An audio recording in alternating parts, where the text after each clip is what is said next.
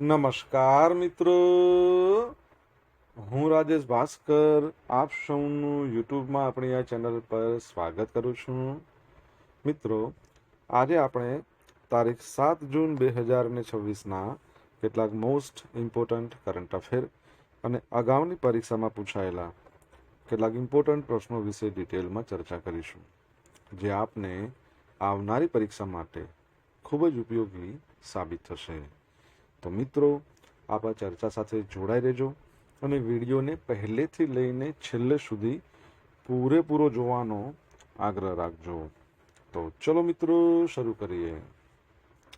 શરૂઆત કરતા પહેલા જણાવી દઉં કે જો તમારે આપણી આ યુટ્યુબ ચેનલને સબસ્ક્રાઇબ કરવાનું બાકી હોય તો ચેનલને સબસ્ક્રાઇબ કરજો, નોટિફિકેશન બેલ આઇકોનને પ્રેસ કરીને, અને જો તમને વિડીયો પસંદ આવે તો વિડીયોને લાઇક કરજો, પરંતુ વિડીયોને શેર કરવાનું ના ભૂલતા. તમારા જેટલા પણ મિત્રો જેઓ કોમ્પિટિટિવ એક્ઝામની તૈયારી કરી રહ્યા છે એ બધા મિત્રો જોડે આ વિડીયોની લિંકને અત્યારે જ શેર કરી દો, તમે જે તે સોશિયલ મીડિયા એપ્લિકેશન વાપરતા હો એમાં. ચલો તો શરૂઆત કરીએ. સૌપ્રથમ જોઈશું અગાઉની પરીક્ષામાં પૂછાયેલા વિજ્ઞાનના પ્રશ્નો, જેના જવાબો તમારે કમેન્ટ બોક્સમાં લખીને જણાવવાના છે. વિડીયોના લાસ્ટમાં જ્યારે હું તમને આ દરેક પ્રશ્નના જવાબ જણાવું ત્યારે તમારે ચેક કરવાનું છે કે તમે આપેલા પ્રશ્નના જવાબમાંથી કેટલા પ્રશ્નોના જવાબ સાચા છે, અને જેટલા પણ પ્રશ્નોના જવાબ સાચા હોય એનો આંકડો તમારે કમેન્ટમાં લખવાનો છે કે 10માંથી આટલા સાચા છે. ડેઇલી જીકે ટેસ્ટમાં આપણે રોજ 10 પ્રશ્નો પૂછીએ, જેમાંથી 5 પ્રશ્નો વિજ્ઞાનના હોય છે. બાકીના જે 5 પ્રશ્નો છે એ ગુજરાતની કળા, સંસ્કૃતિ અને વારસાના છે. તો તમે તમારા આન્સર આપો નીચે કમેન્ટ બોક્સમાં, અને હું આજના કરંટ અફેરનો પ્રથમ પ્રશ્ન છે એની શરૂઆત કરું છું.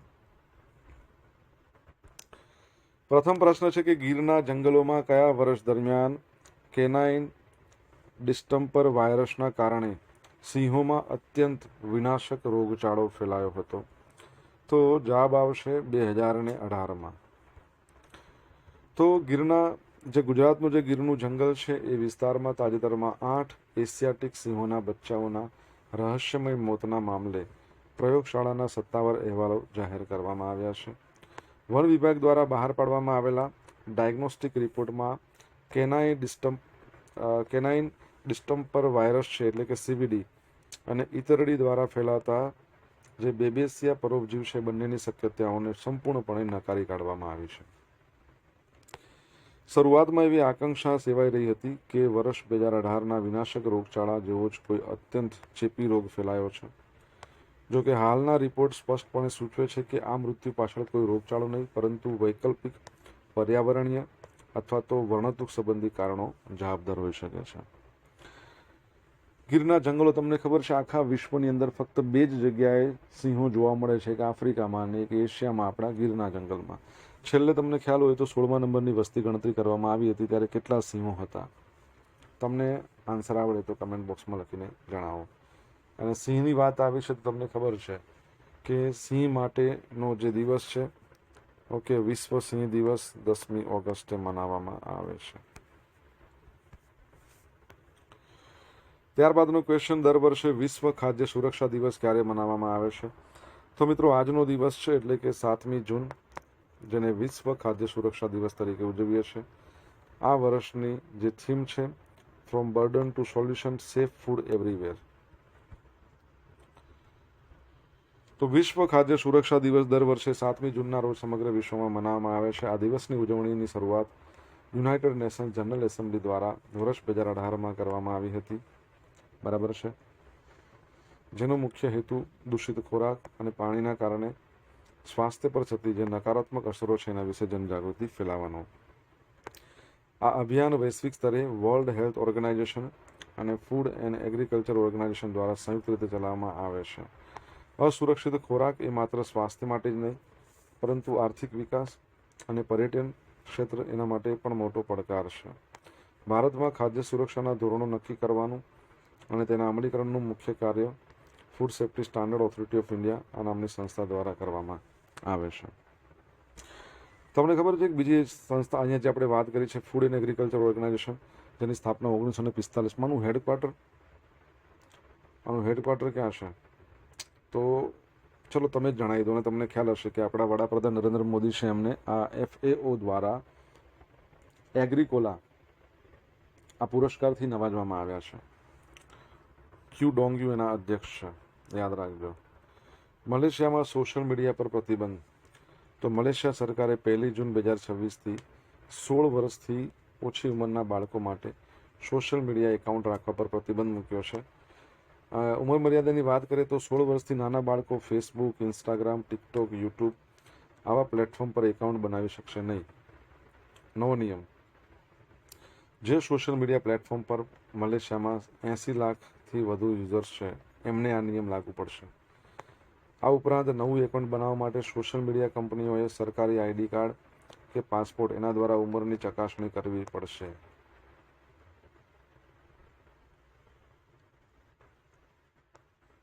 નિયમ તોડનારી કંપનીને 10 મિલિયન મલેશિયન રિંગિટ એટલે આશરે $2.5 મિલિયન સુધીનો દંડ થઈ શકે છે.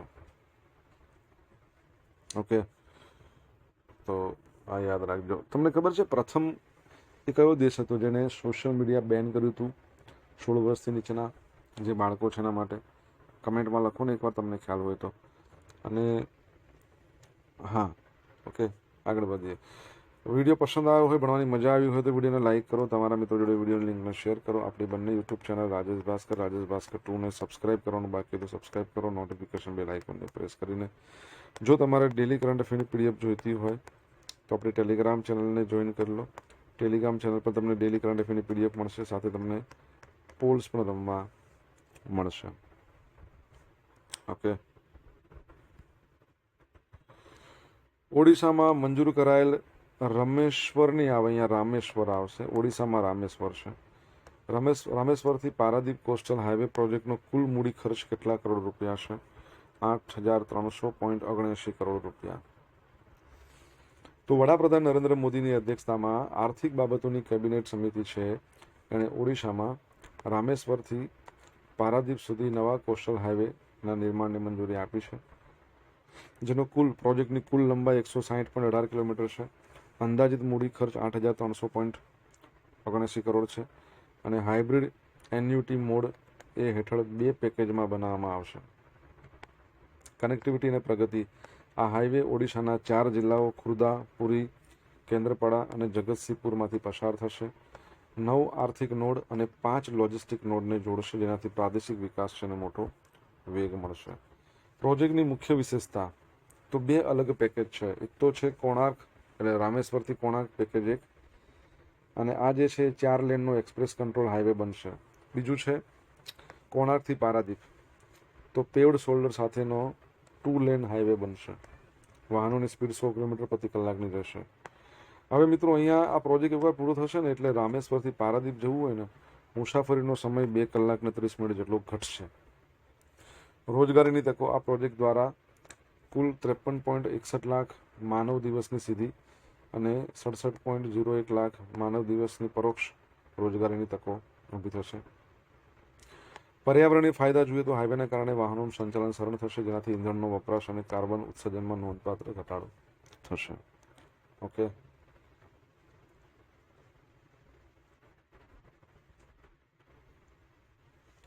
ઓડિશાની વાત કરી છે, કેપિટલ એનું ભુવનેશ્વર છે. હાઈકોર્ટ કટકમાં આવેલી છે. મોહનચરણ માંઝી CM છે. ખંભમપતિ હરિબાબુ એના ગવર્નર છે. અહીંયા કોણાર્કની પર વાત થઈ. તમને ખબર છે કોણાર્કનું સૂર્ય મંદિર કેટલા રૂપિયાની ચલણી નોટમાં એનું ચિત્ર છે? તમારે જણાવવાનું છે કમેન્ટ બોક્સમાં લખીને. તાજેતરમાં ઓમાન ખાતે ભારતના નવા રાજદૂત તરીકે કોની નિયુક્તિ કરવામાં આવી છે? તો પ્રશાંત પિશે. શું નામ છે? પ્રશાંત પિશે. તો વરિષ્ઠ રાજદ્વારી છે પ્રશાંત પિશે. એમને ઓમાન ખાતે ભારતના આગામી રાજદૂત તરીકે નિયુક્ત કરવામાં આવ્યા છે. તેઓ વિદેશ મંત્રાલયમાં હાલમાં એડિશનલ સેક્રેટરી તરીકે કાર્યરત છે. બેચ અને સ્થાનની વાત કરીએ તો પ્રશાંત પિશે 1995ની બેચના ઇન્ડિયન ફોરેન સર્વિસ અધિકારી છે. તેઓ ઓમાનનું કેપિટલ મસ્કતમાં ભારતીય વર્તમાન રાજદૂત ગોદાવર્તી વેંકટ શ્રીનિવાસ, જેઓ 1993ની IFS અધિકારી છે, એમનું સ્થાન લેશે. એમની પ્રથમ વિદેશી પોસ્ટિંગ કેરોમાં હતી 1997થી 2000 દરમિયાન.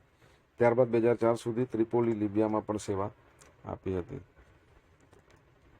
ઓકે, ઓમાનની વાત કરીએ. મસ્કત એનું કેપિટલ છે. તમને ખબર છે કે આપણા ગુજરાતના પોરબંદરથી લઈને ઓમાનના મસ્કત સુધી એક જહાજ ગયું હતું. ઇન્ડિયન નેવી સેલિંગ વેસલ કૌડિન્ય નામ હતું આનું.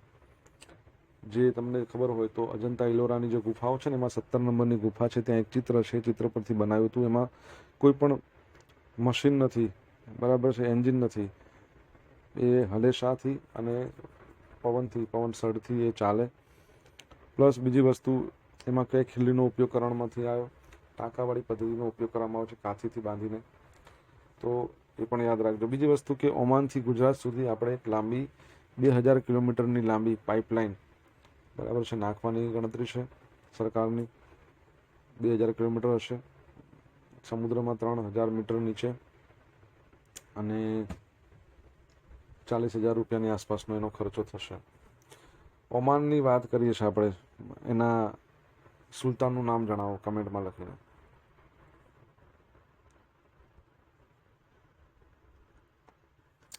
નીલકંઠ મિશ્રા વર્લ્ડ બેંકના એક્ઝિક્યુટિવ ડિરેક્ટર તરીકે નિયુક્ત થયા છે.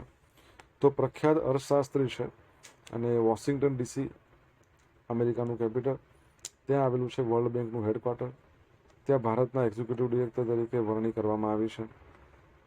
4 જૂનના રોજ કેબિનેટની નિમણૂક સમિતિ દ્વારા નિર્ણયને મંજૂરી આપવામાં આવી હતી. તેઓ કાર્યભાર સંભાળે તે તારીખથી 3 વર્ષ સુધી આ પદ પર રહેશે. આ નિમણૂક આઈએસ અધિકારી પરમેશ્વરન અય્યરનું તેઓ સ્થાન લેશે. નીલકંઠ મિશ્રાની વાત કરીએ તો તેઓ પૂરા એક્સિસ બેંકના ચીફ ઇકોનોમિસ્ટ, વડાપ્રધાનની આર્થિક સલાહકાર પરિષદના અંશકાલીન સભ્ય, ભારતીય વિશિષ્ટ ઓળખ સત્તામંડળ unique identification authority of India એના અંશકાલીન ચેરપર્સન તરીકે પણ કામ કર્યું હતું. આઈઆઈટી કાનપુરના ભૂતપૂર્વ વિદ્યાર્થી છે. ત્યાં કોમ્પ્યુટર સાયન્સ એન્ડ એન્જિનિયરિંગ છે, એમાં એમને ગ્રેજ્યુએશન કરેલું છે. ઓકે, વર્લ્ડ બેંકની વાત કરીએ. 1944માં સ્થાપના, હેડક્વાર્ટર વોશિંગ્ટન ડીસીમાં આવેલું છે. અને તમારે જણાવવાનું છે કે એના જે ચેરમેન છે અથવા તો પ્રેસિડેન્ટ છે, પ્રેસિડેન્ટનું નામ શું છે, કમેન્ટમાં લખો.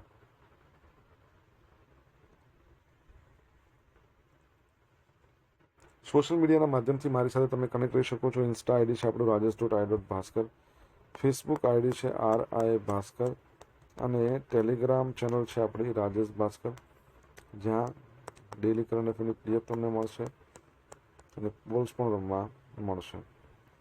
જો ભણવાની મજા આવી હોય તો વિડીયોને લાઇક કરો, તમારા મિત્રો જોડે વિડીયોની લિંકને શેર કરો. ચેનલ સબસ્ક્રાઇબ કરવાનું બાકી હોય સબસ્ક્રાઇબ કરો, નોટિફિકેશન બેલ આઇકોનને પ્રેસ કરી દો. ભારતના 3 વિદ્યાર્થીઓએ કઈ શોધ માટે વૈશ્વિક સ્તરે ધ અર્થ પ્રાઇઝ 2026 જીત્યો છે? તો જવાબ આવશે પ્લાસ્ટિક માઇક્રોપ્લાસ્ટિક ફિલ્ટર. તો 3 કિશોરો છે ભારતના વિવિયન છાબરિયા, એરિયાના અગ્રવાલ અને અવ્યાના મહેતા. એમણે આંતરરાષ્ટ્રીય પર્યાવરણ દિવસ એ વખતે ધ અર્થ પ્રાઇઝ 2026 જીત્યો છે, અને આ એવોર્ડ મેળવનાર તેઓ ભારતની પ્રથમ ટીમ છે. નવી શોધ કરી એમણે. પાણીમાંથી પ્લાસ્ટિકના ઝીણા કણો છે, માઇક્રોપ્લાસ્ટિકને દૂર કરવા માટે પ્લાસ્ટિક નામનું એક સસ્તું અને કુદરતી ફિલ્ટર વિકસાવ્યું છે, બનાવ્યું છે. શેમાંથી બન્યું છે આ ફિલ્ટર? ભારતમાં સરળતાથી મળતા આંબલીના કચુકાના પાવડરમાંથી તૈયાર કરાયું છે. કેવી રીતે કામ કરે? તો આંબલીના કચુકાનો પાવડર પાણીમાં રહેલા માઇક્રોપ્લાસ્ટિકના કણોને ચુંબકની જેમ પોતાની તરફ ખેંચીને મોટા ગઠ્ઠા બનાવી દેશે. આ ગઠ્ઠાઓને ચુંબકીય પ્રક્રિયાથી અલગ કરી દેવાય છે અને પછી પાણી ચોખ્ખું થઈ જાય છે. આ પદ્ધતિ ખૂબ સસ્તી હોવાથી ગ્રામીણ વિસ્તારો માટે ખૂબ જ ઉપયોગી છે. ધ અર્થ પ્રાઇઝની વાત કરીએ તો 13થી લઈને 19 વર્ષની વયના જે કિશોરો હોય છે, જે વિદ્યાર્થીઓ છે, એમના માટે પર્યાવરણીય ટકાઉપણું એના ક્ષેત્રે વિશ્વની સૌથી મોટી આંતરરાષ્ટ્રીય સ્પર્ધાની એવોર્ડ છે. પુરસ્કાર કોણ આપે? The earth foundation. ક્યાં આવેલું છે હેડક્વાર્ટર? જીનીવા. સૌ પ્રથમ પુરસ્કાર 2022માં મળ્યો હતો. હવે તેઓ પૃથ્વીના પર્યાવરણીય પડકારનો સામનો કરવા માટે નવીન વ્યવહારો અને સર્જનાત્મક ઉકેલો શોધતા હોય છે. આ વૈશ્વિક સ્પર્ધાના વિજેતાને તેમના પ્રોજેક્ટને આગળ વધારવા માટે $1 લાખ કીધા છે, એટલે 95 લાખ રૂપિયા કરતાં વધારેનું ફંડિંગ પુરસ્કાર તરીકે આપવામાં આવે છે. પ્લાસ્ટિક બેગ ફ્રી દિવસ આપણે ક્યારે મનાવીએ છીએ? કમેન્ટમાં લખીને જણાવો. કામી રીતા શેરપાએ 32મી વખત માઉન્ટ એવરેસ્ટ સર કરીને નવો રેકોર્ડ બનાવ્યો છે. નેપાળના છે 56 વર્ષના શેરપા ગાઈડ કામિરીતા છે. અને 17મી મેના રોજ સવારે 10 ને 12 વાગે નેપાળના સમય મુજબની વાત ચાલે છે 32 વખત માઉન્ટ એવરેસ્ટ સર કર્યું, પોતાનો જ રેકોર્ડ તોડ્યો. તેઓ 14 પિક્સ એક્સપિડિશનના નેતૃત્વ હેઠળ સાઉથ ઇસ્ટ રીઝ એ માર્ગથી શિખર ચડ્યા. પાર્શ્વભૂમિ: કામિરીતા શેરપાનો જન્મ 17 જાન્યુઆરી 1970માં નેપાળના સોલુખુમ્બુમાં થયો હતો. 24 વર્ષની ઉંમરે 1994માં પહેલીવાર માઉન્ટ એવરેસ્ટ સર કર્યું. આ પહેલા 27 મે 2026ના રોજ 31મી વખત આ સિદ્ધિ મેળવી હતી. માઉન્ટ એવરેસ્ટ પર સૌપ્રથમ સફળ ચઢાણ કોણે કર્યું હતું? 1953માં એડમંડ હિલેરી અને તેન્જિંગ નોર્ગે. અને તમારા માટે પ્રશ્ન એ છે કે માઉન્ટ એવરેસ્ટની ઊંચાઈ કેટલી છે, હાઇટ કેટલી છે? ખબર હોય તો કમેન્ટ બોક્સમાં લખીને જણાવો.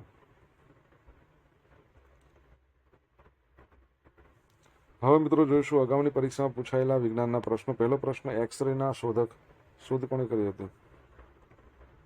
રોન્ટેજન. નીચેના પૈકી કયો બોમ્બ સૌથી વધુ વિઘાતક છે? Hydrogen bomb. પૃથ્વીની સૌથી નજીકનો ગ્રહ?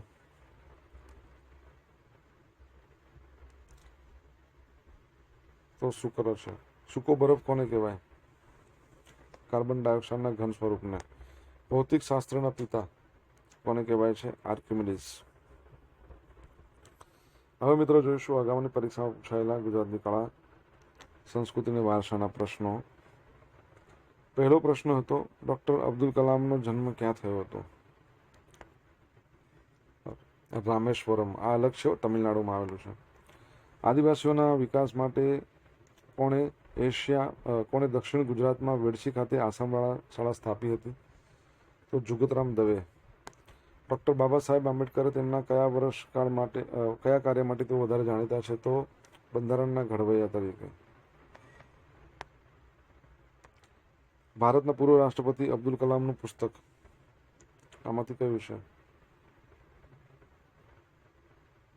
અગનપંખ. ભારતના પ્રથમ અવકાશયાત્રી કોણ હતા? રાકેશ શર્મા. હવે ગઈકાલે પૂછેલા પ્રશ્નો જવાબ જોઈ લે. પહેલો પ્રશ્ન હતો, કોમનવેલ્થ ગેમ્સ 2026નું આયોજન કયા દેશમાં કરવામાં આવ્યું હતું? શ્રીલંકા. સેકન્ડ નંબરનો પ્રશ્ન હતો, વાયબ્રન્ટ વિલેજીસ પ્રોગ્રામ હેઠળ ભારતનું જે પ્રથમ મોડલ બોર્ડર વિલેજ છે કયું બન્યું છે? તો ચુમુર. હવે મિત્રો આજે પૂછેલા પ્રશ્નો જવાબ જોઈ લઈએ. પહેલો પ્રશ્ન શું હતો? સિંહોની વસ્તી ગણતરી થઈ, એમાં છેલ્લે કેટલા સિંહો કાઉન્ટ થયા છે? 891. ફૂડ એગ્રીકલ્ચર ઓર્ગેનાઇઝેશનનું હેડક્વાર્ટર ક્યાં આવેલું છે? ખબર? ઇટાલીના રોમમાં. ત્રીજો પ્રશ્ન, 16 વર્ષથી નીચેની ઉંમરના જેટલા પણ બાળકો છે એમના માટે સોશિયલ મીડિયા બેન કરનાર પ્રથમ દેશ કયો હતો? ઓસ્ટ્રેલિયા. ચોથા નંબરનો પ્રશ્ન, કોણાર્કના સૂર્ય મંદિરનું ચિત્ર 10 રૂપિયાની ચલણી નોટમાં છે.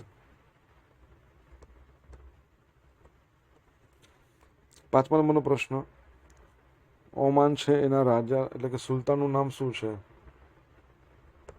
તો હેથમ બિન તારીખ. છઠ્ઠા નંબરનો પ્રશ્ન હતો, વર્લ્ડ બેંકના જે અધ્યક્ષ છે એમનું નામ શું છે? તો અજય બંગા. સાતમા નંબરનો પ્રશ્ન કે પ્લાસ્ટિક બેગ ફ્રી દિવસ ક્યારે મનાવવામાં આવે છે? 3 જુલાઈ. અને આઠમા નંબરનો પ્રશ્ન, માઉન્ટ એવરેસ્ટની ઊંચાઈ મીટરમાં 8,848.86 મીટર. હવે જોઈશું ગઈકાલના કરંટ અફેરમાંથી પૂછેલા કેટલાક ઇમ્પોર્ટન્ટ પ્રશ્નો જેના જવાબો તમારે કમેન્ટમાં લખવાના છે. પહેલા પ્રશ્ન છે, પ્રથમ વિશ્વ યોગાસન ચેમ્પિયનશિપનું આયોજન ક્યાં કરવામાં આવ્યું છે? તો જવાબ આવડે કમેન્ટમાં લખજો. તાજેતરમાં જૂન 2026માં ભારતનું 100મા નંબરની રામસર સ્થળ કયું બન્યું છે? જો જવાબ આવડતો હોય તો કમેન્ટ બોક્સમાં લખીને જણાવી શકો છો. તો આ હતા આજના દિવસના કેટલાક મોસ્ટ ઇમ્પોર્ટન્ટ કરંટ અફેર અને અગાઉની પરીક્ષામાં પૂછાયેલા કેટલાક ઇમ્પોર્ટન્ટ પ્રશ્નો. એના જવાબોની સાથે. આશા રાખું બધાને ભણવાની મજા આવી હશે. મજા આવી તો વિડીયોને લાઇક કરો, તમારા મિત્રો જોડે વિડીયોની લિંકને શેર કરો. આપણી બંને યુટ્યુબ ચેનલ રાજેશ ભાસ્કર 2ને સબસ્ક્રાઈબ કરવાનું બાકી હોય તો સબસ્ક્રાઈબ કરજો, નોટિફિકેશન બેલ આઇકોનને પ્રેસ કરીને. તો મિત્રો thank you so much for watching this video. Have a nice day. જય હિન્દ, જય ભારત, જય જય ગરવી ગુજરાત.